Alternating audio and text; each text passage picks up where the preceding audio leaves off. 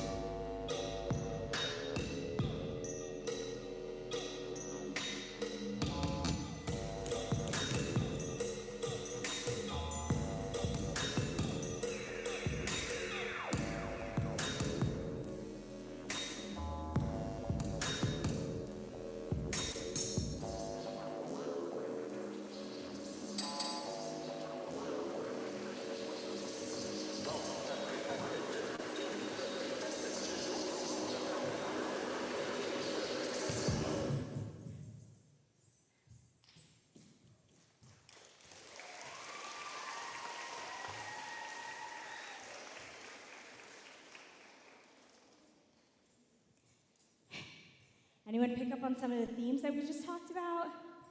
A little bit. We saw a snake. We saw some kind of battles going on in our heads. That's kind of some of the darker stuff of sometimes when you rely on being so individual and you forget that you can lean on people and that you can reach out to people around you when you're going through a hard time. And that's what our second half is about, how we work together as individuals, and when we work together, when we share with each other, when we rely on each other for support, we can actually move forward in a better, healthier, and stronger way. So a prime example of that are things that our ancestors did together, and that's cook a meal. Just to cook a meal, you've got so many steps, and it takes so many people just to put together a meal. For example, you've got to start by plowing the field. Tough work. Whew. You then have to harvest the fruits and vegetables.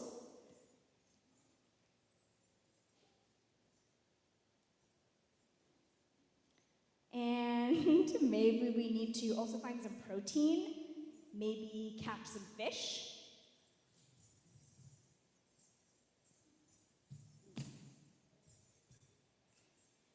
Then you need something to cook it with, maybe churn some butter. Yeah. And maybe you also need some water to put together. You'll have to collect water.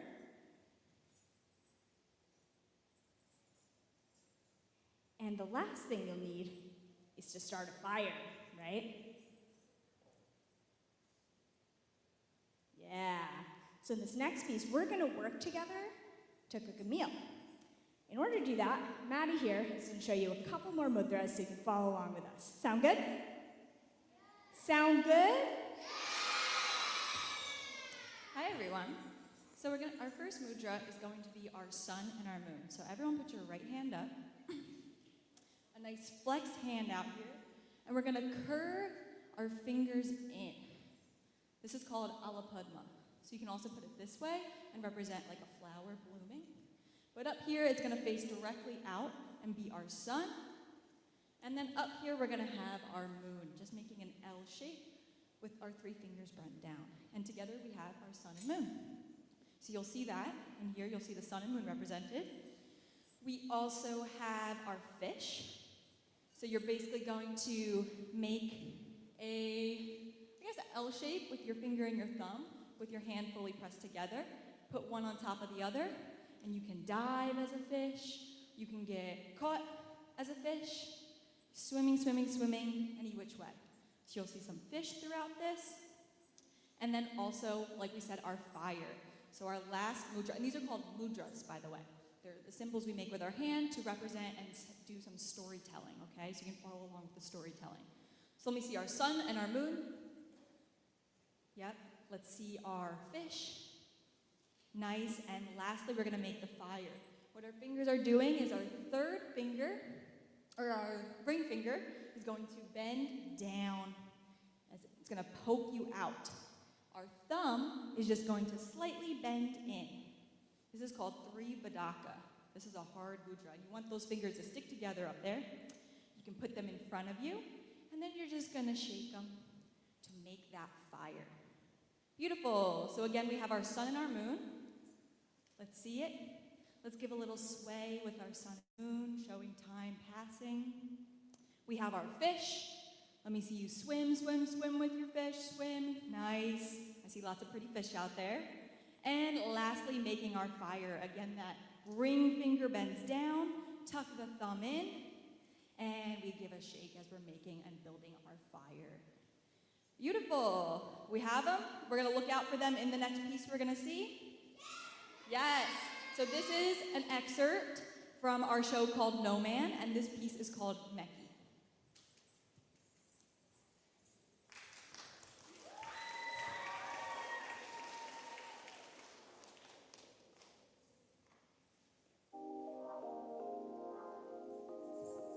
Hey,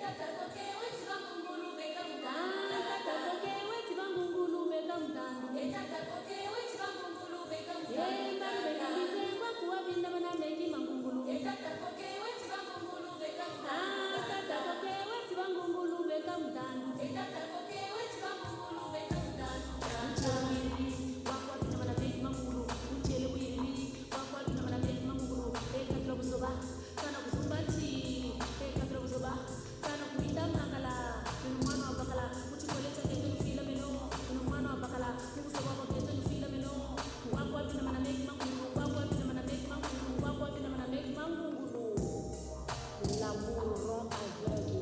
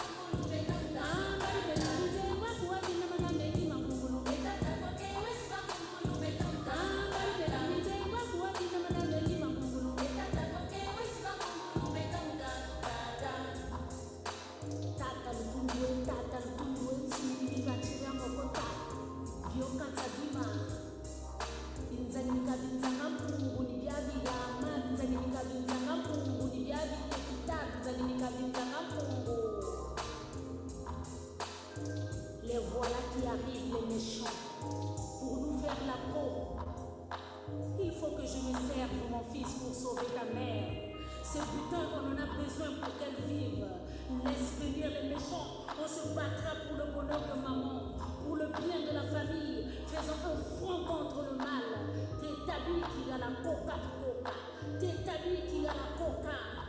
Qui elle est? Qui elle est? Qui elle est? Qui elle est? Qui elle est?